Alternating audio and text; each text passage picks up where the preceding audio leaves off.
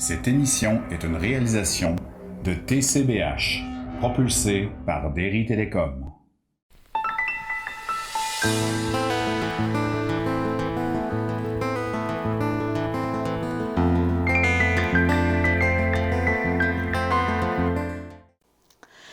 Alors, rebonjour. Nous étions la dernière fois à parler de l'histoire de Job. Nous poursuivons avec le tétramorphe. Vous voyez souvent cette image du tétramorphe avec, on voit un homme avec des ailes d'ange, un lion, un bœuf, un aigle, tous ces êtres. Et voici le lion, il est avec le taureau, l'aigle et l'homme. L'une des figures des quatre, et l'homme est là, vivant, les quatre vivants, qui sont chacun droit devant soi, du côté où les fait aller l'esprit, au centre de la vision du char divin que décrit Ézéchiel dans la vision apocalyptique de Saint Jean. Ils se tiennent devant le trône de Dieu. Alors, présent dans de nombreuses autres traditions, en Grèce en particulier, sous le symbole du sphinx, le tétramorphe prête chacune de ces quatre figures aux quatre lettres respectives du divin tétragramme Yod, He, Vahe, Y qui est le Yod, He qui est le souffle, Vav qui est l'homme et le He qui est l'autre souffle. Souffle humain, le souffle divin qui ont besoin l'un de l'autre, qui sont imbriqués l'un dans l'autre, dans la tradition hébraïque et aux quatre évangélistes aussi de la tradition chrétienne. Le tétramorphe est l'archétype de l'homme se constituant prisonnier de l'amour. Prison ô combien aliénante quand elle n'est pas dans le souffle de l'Esprit de Dieu et qu'alors les animaux griffent, mordent ou déchirent, piétinent l'homme, lui crèvent les yeux et le défigurent, mais ô combien libérante lorsqu'elle est celle de son amour et de tout amour humain qui jette sa puissance érotique dans celle de l'Esprit Saint. Si le lion ouvre le discours divin, dont nous savons qu'il est plus qu'un discours, mais le Verbe lui-même, qui non seulement s'entend, mais se voit, se goûte et se touche comme au Sinaï, si donc au tout premier ordre divin le lion accourt, l'aigle, lui, clôturera cette première expérience. Il semble que le taureau ait déjà fait l'objet des épreuves de Job. Il sera peut-être rappelé à ce nouvel étage par le buffle, et l'ultime expérience qu'annonce le tétramorphe donnera à l'homme son vrai visage, son visage d'homme, réalisé par son nom, dans la pleine lumière. Alors c'est ça le tétramorphe. Sous le symbole des trois premiers vivants, nous retrouvons la triade fondamentale des énergies du nom, donc la jouissance, la possession, la puissance. Souvenez-vous du fruit de l'arbre de la connaissance dans le Jardin d'Éden, cet arbre que l'on retrouve à l'intérieur de nous-mêmes. Job était ce lion, mais en image inconsciente. Il ignorait les circoncisions du cœur.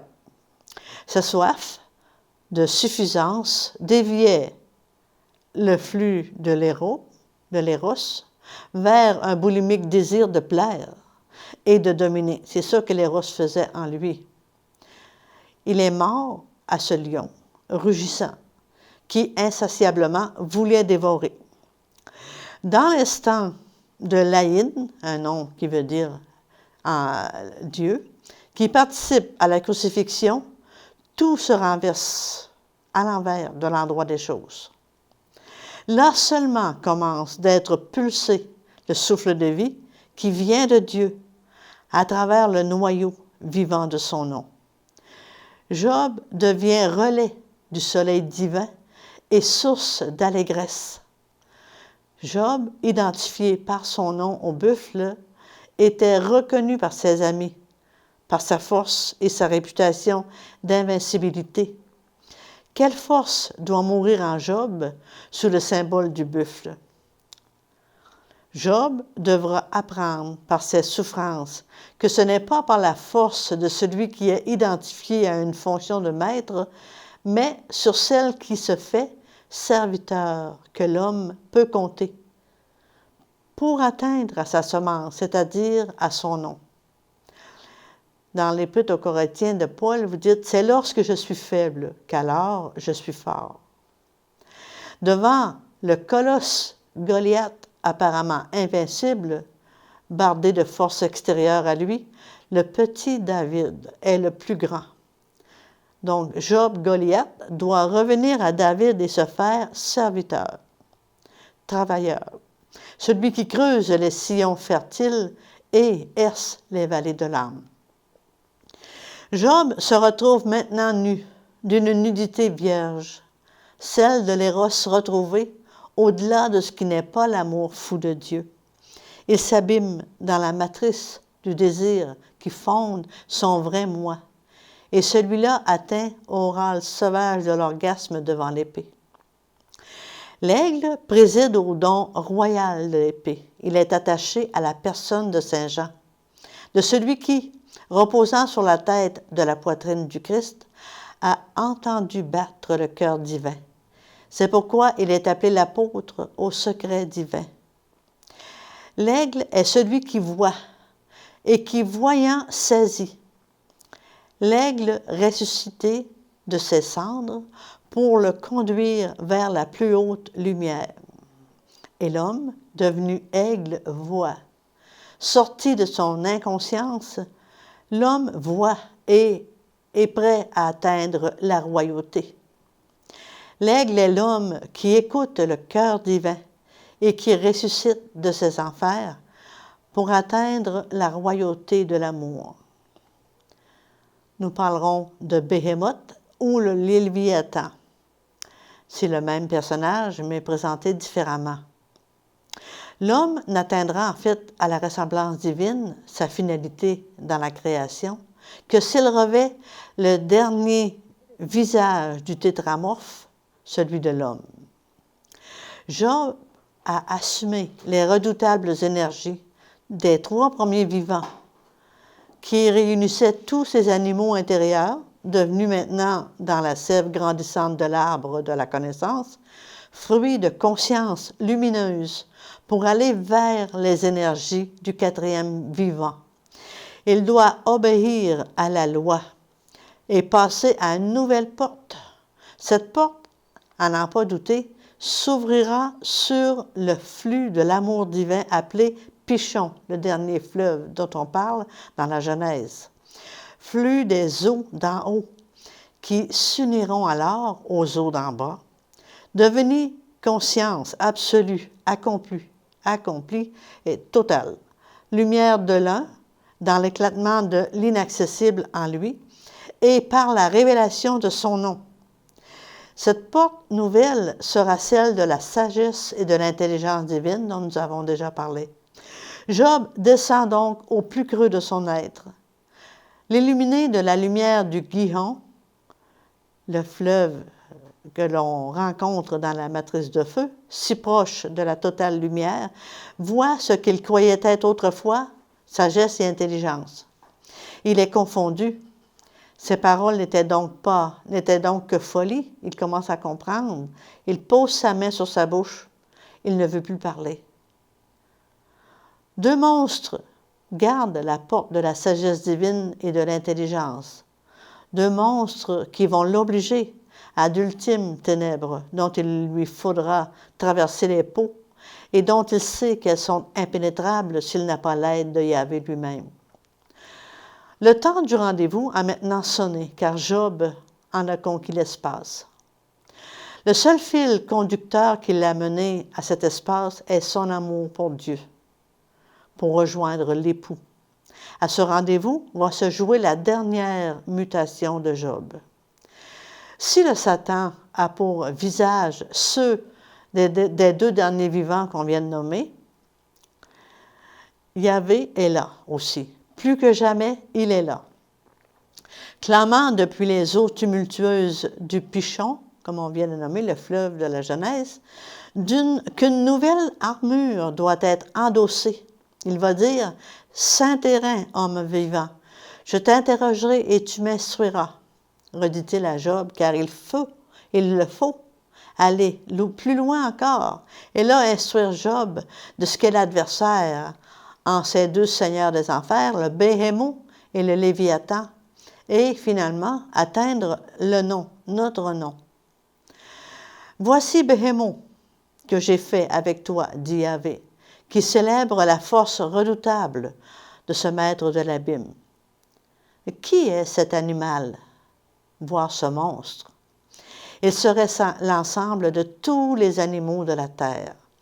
Non plus dans chacune de leurs énergies que Job a déjà rencontrées et intégrées, mais le plus subtil de l'unité qui les recouvre, toute proche de l'énergie du Verbe.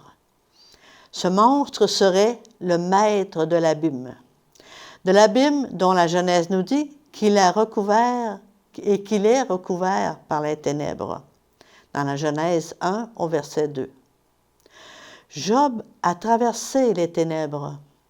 La plongée dans les ténèbres est comparable à une descente en spirale vers l'abîme, le rien. Ça, c'est le rien, on a dit tout à l'heure, c'est un des noms de Dieu. Sur chaque anneau de la spirale règne un béma, dont les cornes et le mugissement expriment la force et annoncent l'énergie de la terre que le voyageur que nous sommes est appelé à faire sienne. À travers tous les animaux nommés et conquis, Job a rencontré le Seigneur de chacun de ces anneaux. Et il a traversé ces ténèbres et conquis ces espaces intérieurs. C'est l'abîme qu'avec Béhémoth, l'essence de tous, Yahvé le fait maintenant accéder. L'abîme séparé, l'incréé du créé, nul ne peut passer de l'un à l'autre sans Yahvé, qui participe de l'un par nature et qui s'incarne dans la nature de l'homme pour être épousé de la sienne. La nature humaine ne peut se concevoir que dans cette alliance. C'est le sommet de l'éros, finalement. Dieu se fait homme pour que l'homme devienne Dieu. C'est le véritable sens de Noël. Si, avec le Satan, Yahvé, Christ, a brisé Job dans toutes ses peaux, c'est pour le conduire là, à son orient, au cœur de l'abîme, dans la terre de son nom. La terre promise, c'est ça, notre réel. Béhémoth est le principe des chemins de Dieu. Il se révèle l'énergie divine, le gisement de la sagesse, son origine première, que Job cherchait depuis toujours avec tant de passion. Mais là, Job y atteint. Il arrive à l'orient du Jardin d'Éden, où l'épée, le saint nom, est gardée par les chérubins. Les chérubins sont les premières icônes de la sagesse divine. Béhémoth, c'est le chérubin de cette terre promise. Saturne, avec ses anneaux, en est l'image. Job atteint au dernier anneau, il passe la porte la plus étroite, comparé dans la bouche du Christ au chat de l'aiguille, d'une aiguille. Vous voyez ça dans Marc 10, verset 25. Béhémoth est le chérubin de la sagesse, donc le Léviathan, le séraphin de l'intelligence. Béhémoth, c'est le chérubin de la sagesse, et le Léviathan, le séraphin de l'intelligence. Quand vous voyez Job demander où est la sagesse, où donc est l'intelligence, il a sa réponse. La grande et vaste mer des eaux d'en bas, celle de l'inconscient du monde, au fond de laquelle se tient le Léviathan de l'Adam cosmique. David nomme aussi le Léviathan de chaque être humain, qu'il appelle Aniot, que nous traduisons par navire, mais qui signifie tous les petits moi, c'est-à-dire il cherche dans son écho primaire, qui se promène à la surface d'eux-mêmes, confondus avec les eaux peuplées des animaux de leur inconscient. Nous commençons à connaître ces derniers qui jouent le rôle d'adversaires, générateurs de vie ou mangeurs d'hommes, selon ce que nous faisons d'eux. Donc, Job rencontre l'archétype de l'adversaire, le Satan lui-même. C'est dans le Léviathan. Là, on peut se demander quel jeu Yahvé joue là, en lui, au cœur de Léviathan, à l'orient des cieux de l'homme. Le jeu divin, c'est un jeu créateur. Et celui-ci, que l'on peut traduire par le rire divin, est le séisme fondamental qui bouleverse les mondes, qui les extrait de leur torpeur, voire de leur jeu infantile et meurtrier, et qui redistribue leurs énergies dans l'ordre de leur vocation première, c'est-à-dire dans l'ordre de l'amour.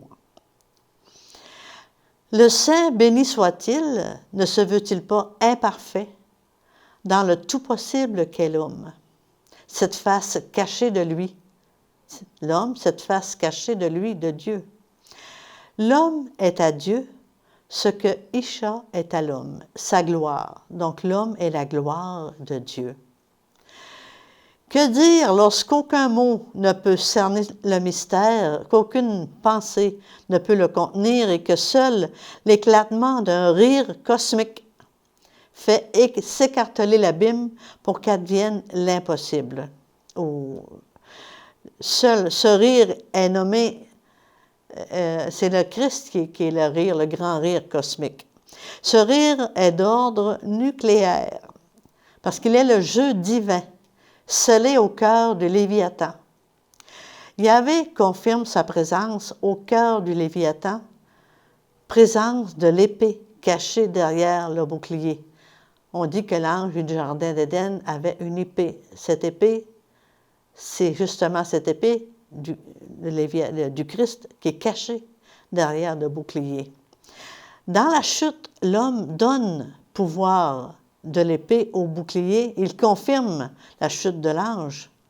Nanti de la puissance de l'épée, si le Satan est nanti de cette puissance, alors le Satan diabolique déploie son œuvre.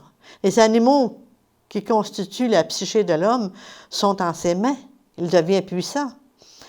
L'âme animale livrée à lui génère des perversions d'autant plus inimaginables que le pouvoir de l'épée, bien que dévoré, reste d'ordre divin quand même.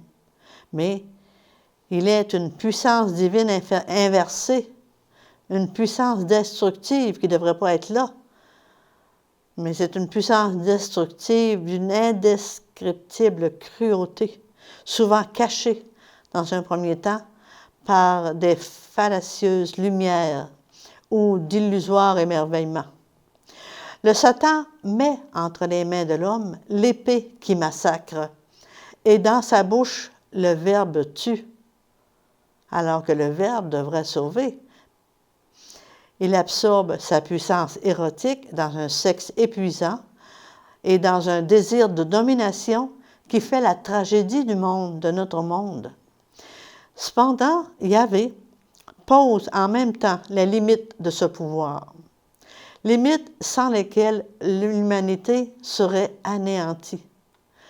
Le serpent Satan, condamné à marcher sur son ventre, dévore la poussière psychique de l'Adam. Ce sera sa perte. Devant le Satan, l'homme ne peut vaincre ce dragon des enfers qu'avec l'aide de Yahvé. Toutes nos sciences humaines actuellement agnostiques vont se heurter à cette incontournable réalité. Celui qui n'est pas avec moi, dit le Christ, est contre moi. Non pas en tant que chef d'une religion, non, et pas en tant que Dieu incarné en chaque être. Lui seul, principe même du monde, est vainqueur du Satan. Il donne par là à tout être que nous sommes le pouvoir de le vaincre avec lui, le rencontrant dans le secret de son sanctuaire intérieur.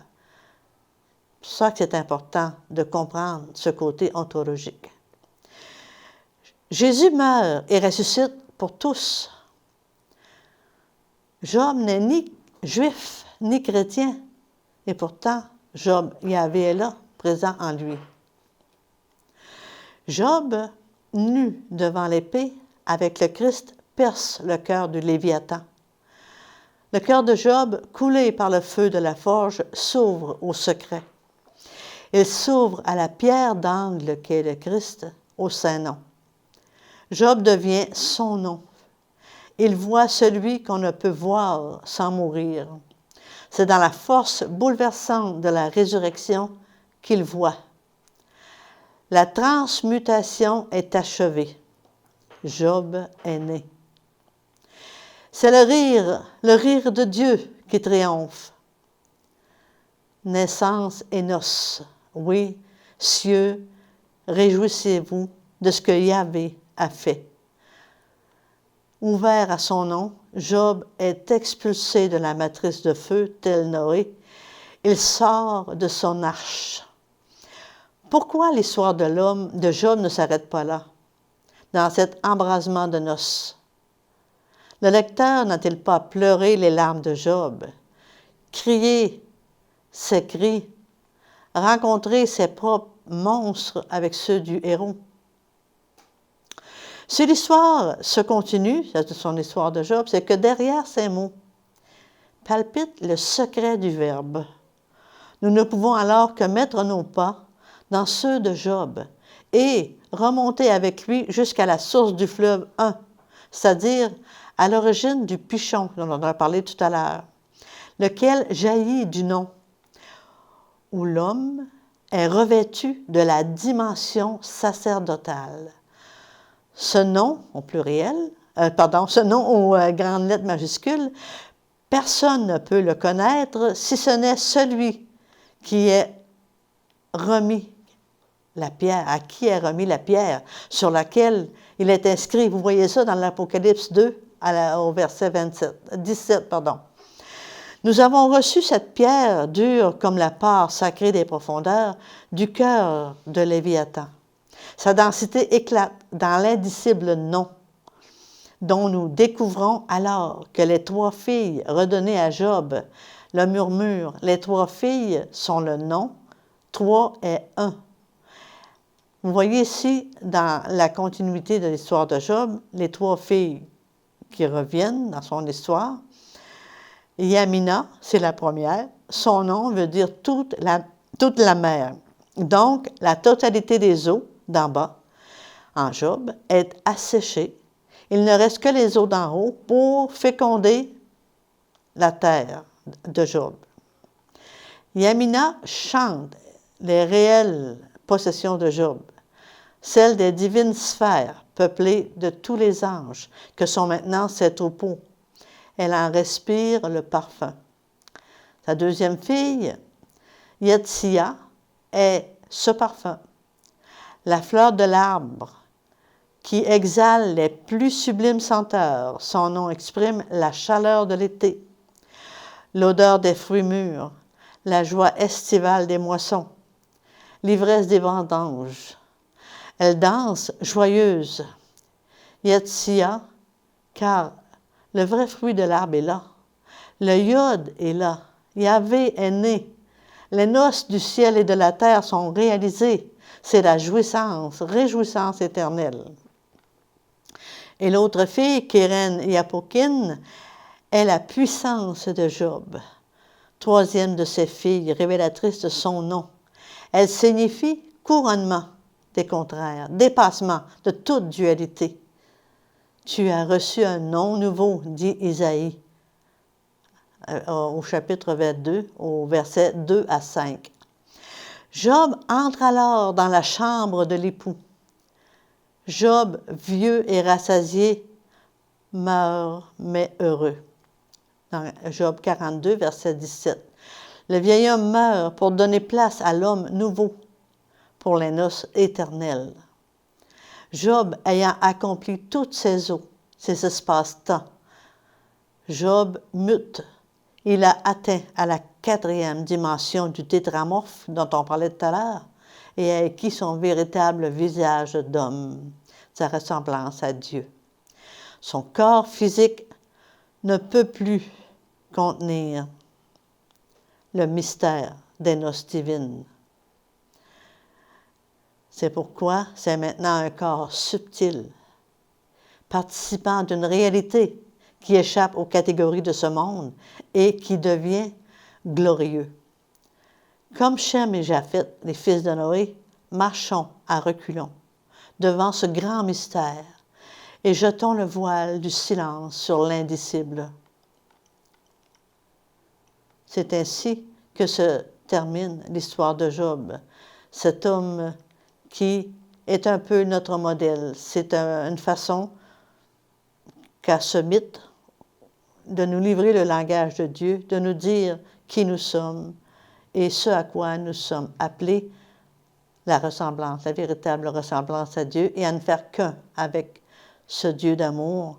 Le Christ l'a dit, « Tous ceux que tu m'as donnés, Père, je veux qu'ils soient un, comme toi et moi nous sommes un. Nous n'allons ne faire qu'un avec lui. » C'est ça le nom de Dieu, le « Je suis » dont nous sommes appelés à devenir. Merci et à la prochaine.